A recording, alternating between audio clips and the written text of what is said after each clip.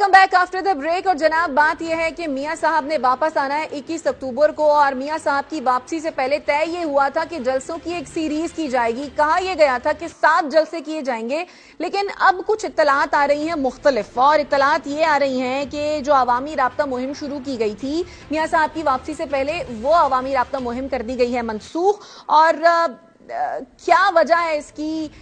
वो एक सहाफी है हमारे उमर दराज गोंदल साहब, वो क्या कहते हैं जरा पहले वो सुन लेते हैं। जी, मुस्लिम लीग नून भरपूर जलसे का इंतजाम कर रही है, लेकिन जलसे के साथ खाने पकवान भी चल रहे हैं और मुख्तलिफ किस्म के आज यहाँ पे हमें ये चिकन कोरमा तो तैयार हो गया है, ये मैं आपको दिखा भी सकता हूँ। तो बड़ी देग है, ये कोई एक देग नहीं है, ये मुख्तलिफ जगहों के ऊपर मुस्लिम लीग नून के खाने। क्या अंकल मेन्यू में आज? एक चिकन कोरमा है, चिकन कोरमा, गुड़ वाले चावल है, चिकन कोरमा, बिरयानी, गुड़ वाले चावल कह रहे हैं, जर्दा। हाँ जी, क्या बात है जनाब। उसके अलावा अभी भरपूर तैयारियां जो है वो जारी हैं। ये आगे जलसा गया है, उस तरफ आपको नजर आओगा, और साथ जो है ठंडी पानी की बोतलें जनाब आली, और भरपूर इंतजाम आगे। अगर इस तरफ आपको दिखाएंगे रोगनी नान जनाब लगे हुए, इसी तरह से आगे भी सूरत हाल है। ये किसी एक जगह के ऊपर नहीं है, मुख्तलिफ जगहों के ऊपर ये भी तैयारियां चल रही हैं।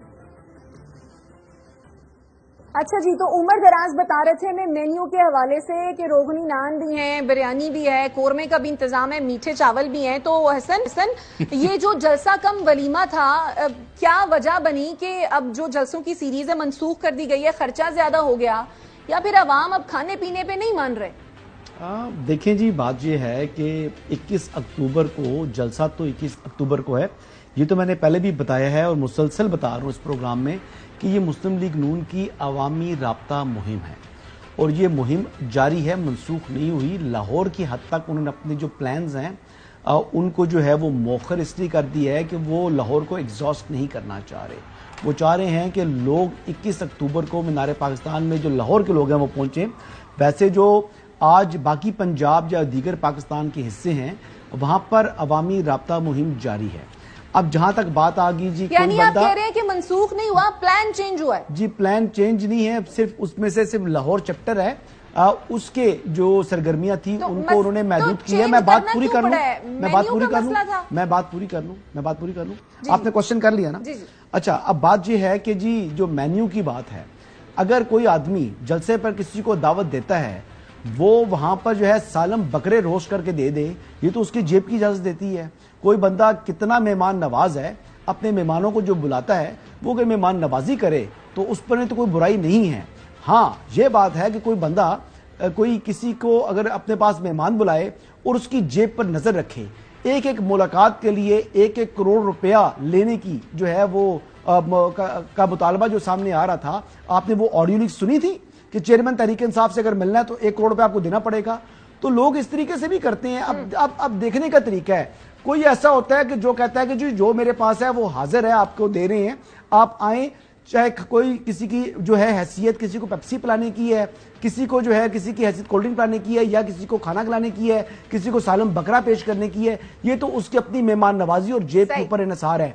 लेकिन बुरी बात यह है कि दूसरों की जेब पर नजर रखें कि आपने चेयरमैन तहरीक इंसाफ से मिलना है, तो 1 करोड़ रुपया आपको देना है। कि भाई मेहमान नवाजी कर रहे हैं तो इसमें बुराई क्या है? चौधरी साहब की गल है, होंडा 125 ते भी राजी नहीं हो रहे बंदे, सालम बकरियां ते भी नहीं हो रहे, मुर्गी बिरयानी और सारा कुछ फिर भी नहीं राजी हो रहे, की गल है? हम यहाँ फिर क्या कर रहे? हमें वहाँ जो मीठे चावल थे और वो सानू वड़ देने, साडा भी उत्थे बनदा, जाके शो करिए, तुसी आ जाओ उत्थे। ये साडा लांगड़ी है, ये तो आप जुलूस लेके जाना है इस्लामाबाद तो।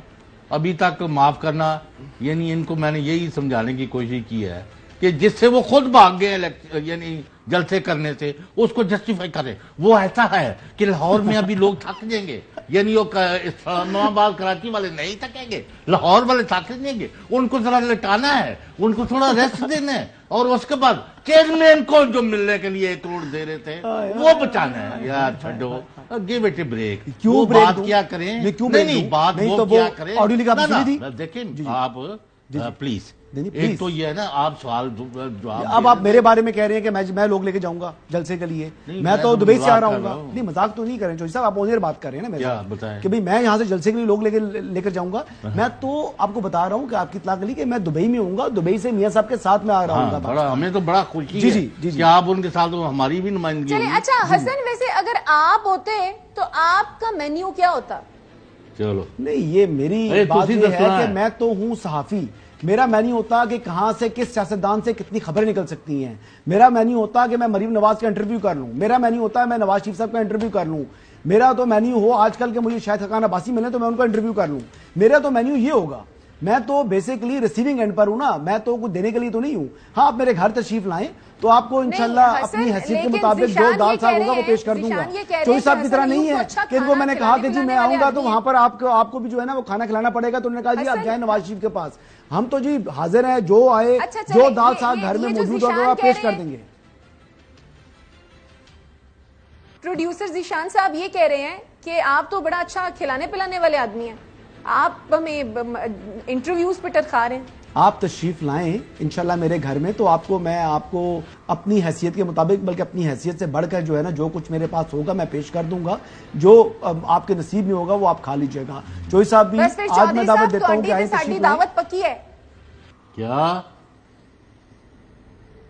کس کی دعوت؟ ساڑھی دعوت پکی ہے پھر. وہ نہیں آپ نے برخوردار ہے, لیکن وہ ذرا تھوڑا یعنی ابھی ریکارڈ پر رہنی تھے. چلے جی, اچھا چلیں. چودھری صاحب نے بھی اب دیکھیں تھوڑا سا بھائی محترمہ شائستہ, اللہ کے فضل سے میرے اندر تو اتنی ہے جرت کہ میں کل کسی طاقتور بندے کے سامنے جو 200 بندے بیٹھے تھے, میں کہ اگر آپ بے گناہ کو نہیں رہا کرا سکتے اور گناہ گاروں کو نہیں پکڑوا سکتے تو آپ یہاں کیا بیٹھے ہوئے, جائیں گھر کوئٹہ جائیں.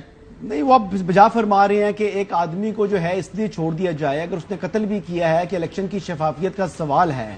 تو میرے خیال کے مطابق جو ہے کیونکہ اس بات کے اوپر میں ایک جنرل بات کر رہا ہوں نا, چھڑوانے کی بات آپ کس کی بات کر رہے ہیں؟ چیئرمین تحریک انصاف کی بات کر رہے ہیں نا.